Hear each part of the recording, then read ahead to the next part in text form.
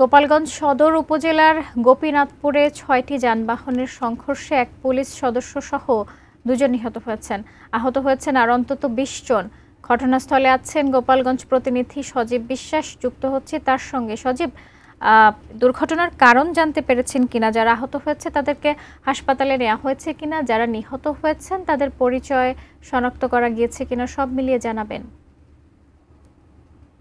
শাকিলা, আহতদের এখন গোপালগঞ্জ এবং ফরিদপুরে কিন্তু তারা আহতরা যারা রয়েছেন তারা কিন্তু চিকিৎসা নিচ্ছেন। আমি একটু বলে রাখি, গোপালগঞ্জ সদর উপজেলার গোপীনাথপুর পুলিশ তদন্ত কেন্দ্রের সামনেই কিন্তু এই ঘটনাটি ঘটেছে এবং এই ঘটনাটা কিন্তু গভীর রাতের একটি ঘটনা। গোপীনাথপুর তদন্ত কেন্দ্রের এই সামনে একটি বালি বোঝাইকৃত ট্রাক কিন্তু সকালে রাতে দাঁড়িয়েছিলেন এবং এই ট্রাকের পেছনে ঢাকা থেকে ছেড়ে আসা খুলনাগামী একটি আরমান পরিবহন কিন্তু সাজরে এসে ধাক্কা দেয়। এরপরেই কিন্তু যে সংঘর্ষ ঘটে এই রাত ঠিক ২:৩০টার দিকে। এই ২:৩০টার পর কিন্তু আরও প্রায় ৩টি বাস এইভাবে একে একে সিরিজ আকারে কিন্তু একটির পিছনে একটি এসে এরকম সংঘর্ষ ঘটে এবং এরপরে কিন্তু একটি প্রাইভেট কার আপনি দেখতে পাচ্ছেন।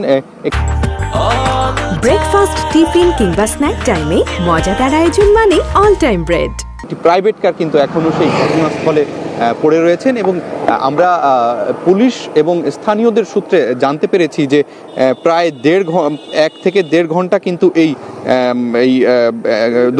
ঘটনাগুলি ঘটে এবং যদি নিহতদের নাম পরিচয় একটু যদি বলি, যে আপনার একজন রয়েছেন কিন্তু গোপালগঞ্জ হাইওয়ে পুলিশের টিএসআই রফিকুল ইসলাম এবং অপরজন কিন্তু আরমান পরিবহনের যিনি হেল্পার সেলিম হোসেন ব্যাপারী, তিনি কিন্তু এই ২ জন কিন্তু ঘটনাস্থলে নিহত হয়েছেন এবং আমরা দেখেছি যে রাত প্রায় ৩টা থেকে ৪টা পর্যন্ত কিন্তু এই যান চলাচল প্রায় ১-১.৫ ঘন্টার বেশি কিন্তু এই যান চলাচল বন্ধ ছিল এবং আমরা স্থানীয়দের সাথে কথা বলেছি যে আসলে ছুটির শেষে কিন্তু অনেকেই গভীর রাতে ঢাকামুখী হচ্ছিল, আবার অনেকেই ঢাকা থেকে ফিরছিল এবং ঢাকা খুলনা মহাসড়কের কিন্তু প্রায় আজকে যান চলাচলের যে চাপটি রয়েছে অফিসের প্রথম দিন হওয়ার কারণে কিন্তু ব্যাপক পরিমাণ আপনি দেখতে পাচ্ছেন যে ব্যাপক পরিমাণ যান চলাচলের একটি দেখা যাচ্ছে।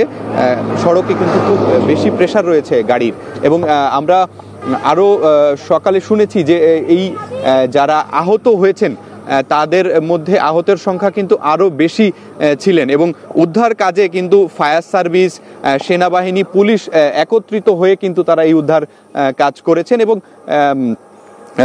যে গাড়িগুলো ছিল, যে বাসগুলো ছিল, সেই বাসগুলো কিন্তু আস্তে আস্তে